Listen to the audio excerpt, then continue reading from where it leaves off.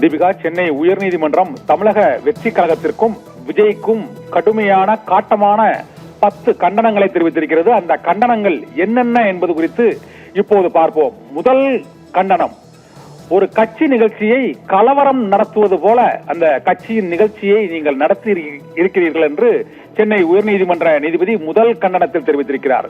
இரண்டாவது, கட்சியின் தொண்டர்களையும் குழந்தைகளையும் நெரிசல் ஏற்பட்ட போது காப்பாற்றாமல் விட்டுவிட்டு கட்சியின் தலைவரே அங்கிருந்து வெளியேறி இருக்கிறார் என்று இரண்டாவது கண்டனத்தை பதிவு செய்திருக்கிறார்.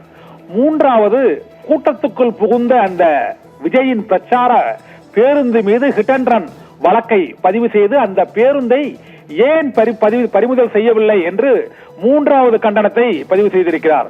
நான்காவதாக, 41 பேர் உயிரிழந்த நெரிசல் ஏற்பட்ட நிலையில் மற்ற கட்சியினர் அங்கு உதவிக்கு விரைந்த போது தமிழக வெற்றி கழகத்தின் நிர்வாகிகள் காணாமல் போனது ஏன் என்ற கேள்வியை எழுப்பியும் கடுமையான காட்டமான கண்டனத்தை நீதிபதி பதிவு செய்திருக்கிறார்.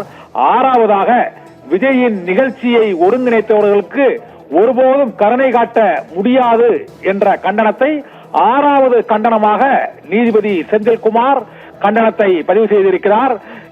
ஏழாவது கண்டனமாக, கரூர் விபத்து மனிதனால் உருவாக்கப்பட்ட பேரழிவு என்று நீதிபதி செந்தில்குமார் வேதனையோடு அந்த கண்டனத்தை பதிவு செய்திருக்கிறார்.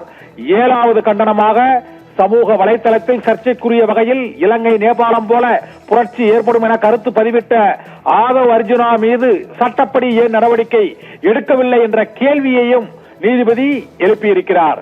கரூர் நிகழ்ச்சியின் பாதிப்புகளை ஒட்டுமொத்த உலகமே கண்டுகொண்டிருந்தது என்றும் அந்த பாதிப்புகள் மீது இதுவரை என்னென்ன நடவடிக்கைகளை எடுத்தீர்கள் என்ற 9வது கண்டனத்தையும் அவர் பதிவு செய்திருக்கிறார்.